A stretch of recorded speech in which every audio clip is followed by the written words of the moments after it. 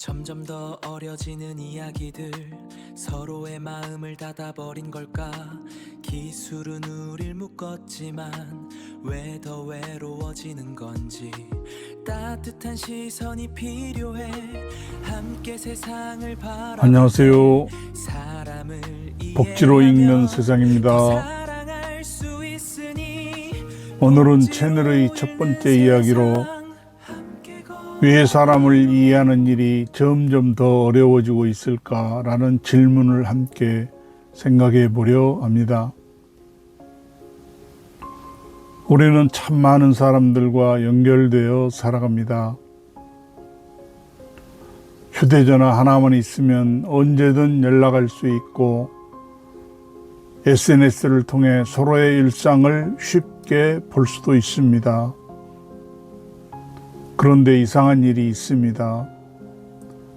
이렇게 연결된 시대를 살아가는데도 사람들은 점점 외롭다고 말합니다. 서로를 이해하기 어렵다고 말합니다. 가족 안에서도, 친구 사이에서도, 교회 안에서도, 그리고 사회 안에서도 갈등은 오히려 더 깊어지는 것처럼 보입니다. 왜 그럴까요? 저는 그 이유 중 하나가 우리가 사람을 만나기보다 판단하는 일에 더 익숙해졌기 때문이라고 생각합니다. 예전에는 사람을 이해하기 위해 오랜 시간을 함께 보냈습니다. 그 사람의 가정 환경도 알고 어떤 어려움을 겪고 왔는지도 알았고 그 사람의 기쁨과 슬픔도 함께 나누었습니다. 그러나 지금은 몇 줄의 글과 몇 장의 사진, 짧은 영상만 보고도 사람을 평가하는 시대가 되었습니다.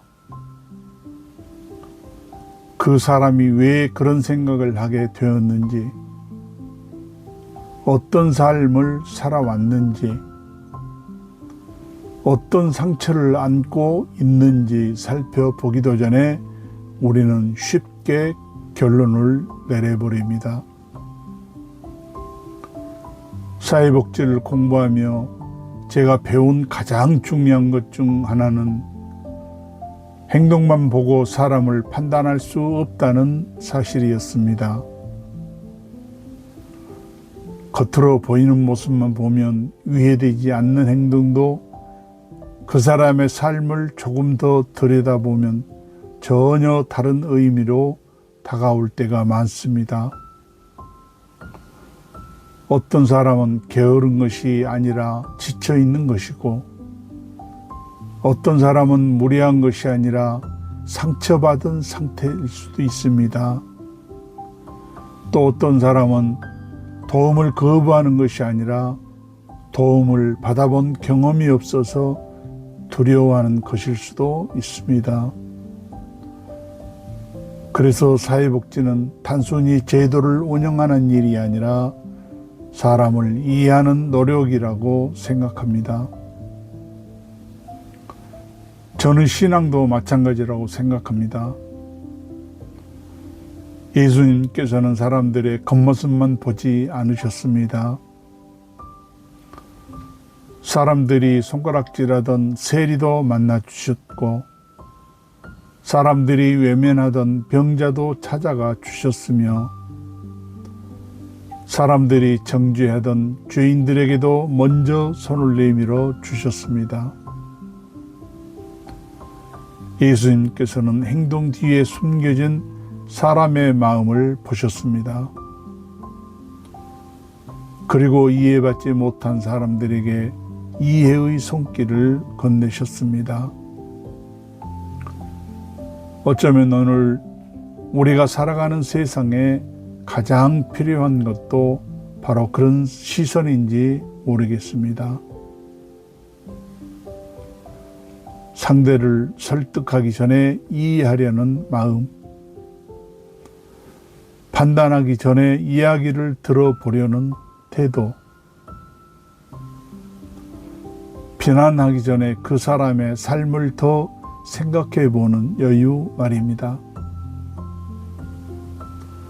물론 사람을 이해한다는 것은 쉬운 일이 아닙니다. 때로는 실망하기도 하고 때로는 상처를 받기도 합니다. 그러나 사람을 이해하려는 노력은 우리를 더 성숙하게 만들고 세상을 더 따뜻하게 만듭니다. 저 역시 아직 사람을 다 이해하지 못합니다. 지금도 배우고 있고, 지금도 실수하고 있으며, 지금도 사람에 대해 공부하는 중입니다. 그래서 이 채널은 정답을 가르치는 공간이 아니라 함께 질문하고 함께 생각하는 공간이 되었으면 좋겠습니다. 앞으로 이곳에서 복지의 눈으로 사람을 읽고 신앙의 마음으로 세상을 바라보며 우리 삶에 대해 함께 이야기해 보려고 합니다. 오늘도 함께 해주셔서 감사합니다. 사람을 이해하면 세상이 보입니다. 그리고 세상을 이해하면 우리는 사람을 조금 더 사랑할 수 있게 됩니다. 복지로 읽는 세상이었습니다. 감사합니다.